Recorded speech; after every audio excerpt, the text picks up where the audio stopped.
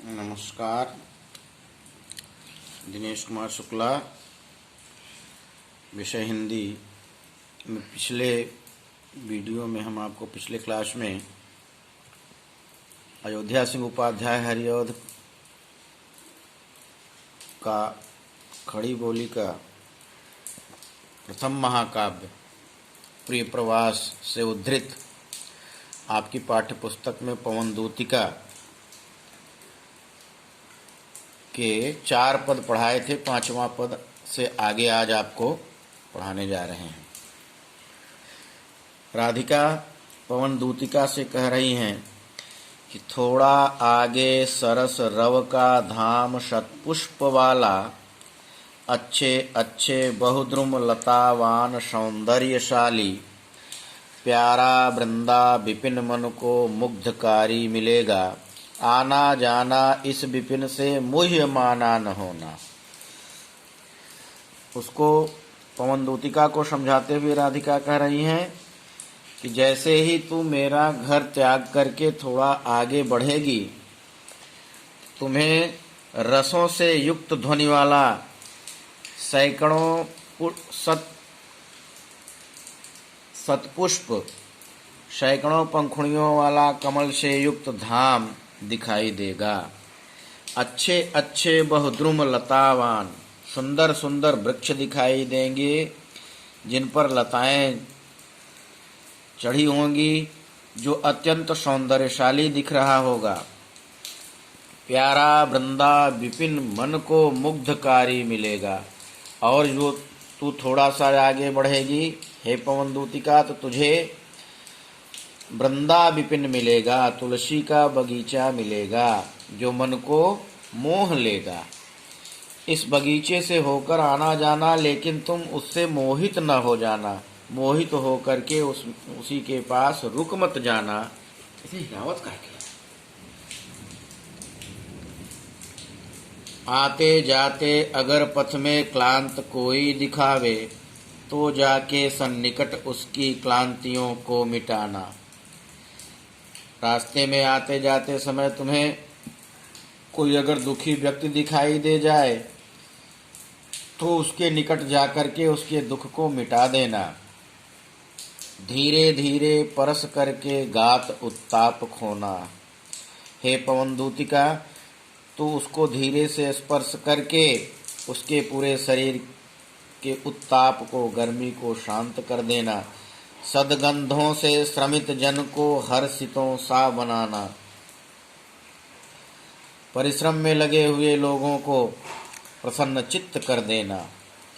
लज्जाशीला पथिक महिला जो कहीं दृष्टि आए, होने देना विकृत वसना तो न तू उस सुंदरी को। जो थोड़ी भी भ्रमित हो वह गोद ले श्रांति खोना। होठों की और कमल मुख की म्लानताएं मिटाना। और हे पवनदूतिका, तो मथुरा को जा रही है। रास्ते में तुझे अगर कोई लज्जा से युक्त महिला मिल जाए, तो तू अपने आवेश में उसके वस्त्रों को विशृंखल मत कर देना, अस्त व्यस्त मत कर देना। जो थोड़ी भी श्रमित हो वह, अगर वह कर्मरत हो, काम में लगी हो, थकी हुई हो, तो उसको अपनी आगोश में, अपनी गोद में लेकर उसकी श्रांति को, उसके कष्ट को मिटा देना। उसके होठों की और उसके कमलवत मुख की म्लानताएं, मलिनता को दूर कर देना। ऐसा राधिका उस पवनदूतिका को समझा रही हैं, जो उनके प्रियतम श्री कृष्ण के पास संदेश लेकर जा रही है। जो क्लांता कृषक ललना खेत में दिखावे, धीरे धीरे परस करके क्लांतियों को मिटाना।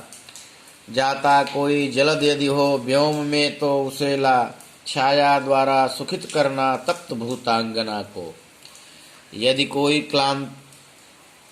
क्लांता कृषक परिश्रम में चूर, दुखी किसान अपने परिवार के सहित, अपने पुत्र के सहित, पुत्र और पत्नी के साथ खेत में काम कर रहा हो, परिश्रम कर रहा हो, तो धीरे धीरे परस उसकी क्लांतियों को मिटाना, धीरे धीरे उसे भी स्पर्श करके उसके दुखों को भी दूर कर देना, उसकी थकान को भी मिटा देना। जाता कोई जलद यदि हो व्योम में तो उसे ला। बादल जिसको हम मानसून कहते हैं वो हवा की गति के साथ चलता है, गतिमान होता है। इसलिए उस पवन दूतिका से राधिका कह रही हैं कि अगर ये आकाश में कोई बादल दिखाई दे जाए तो उसे इस किसान के समीप लाना, उसके सर के समीप लाना, आकाश में छाया द्वारा सुखित करना, जिससे वह किसान छाया की अनुभूति करेगा और वह की जो तप्त भूतांगना है, जो धरती वहाँ की तप रही है, उसे भी शीतलता मिल जाएगी, जिससे किसान को काम करने में सुविधा होगी। जाते जाते पहुँच मथुरा धाम में उत्सुका हो, न्यारी शोभा वर नगर की देखना मुग्ध होना। तू होवेगी चकित लख के मेरु से मंदिरों को, आभा वाले कलश जिनके दूसरे अर्क से हैं। और जैसे ही तुम मथुरा धाम में पहुँचोगी तो तुम्हारे मन में अत्यंत उत्सुकता जागृत हो जाएगी।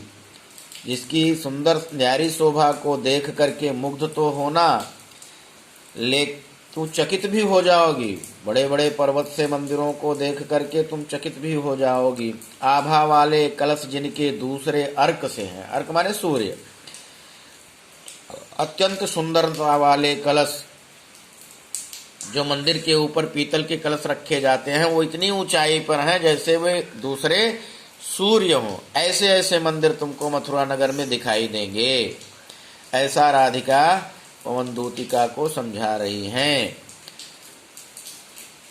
शेष फिर अगले एक वीडियो हम कल भी डालेंगे, उसमें भेजेंगे आगे का पद 10वें पद से। धन्यवाद।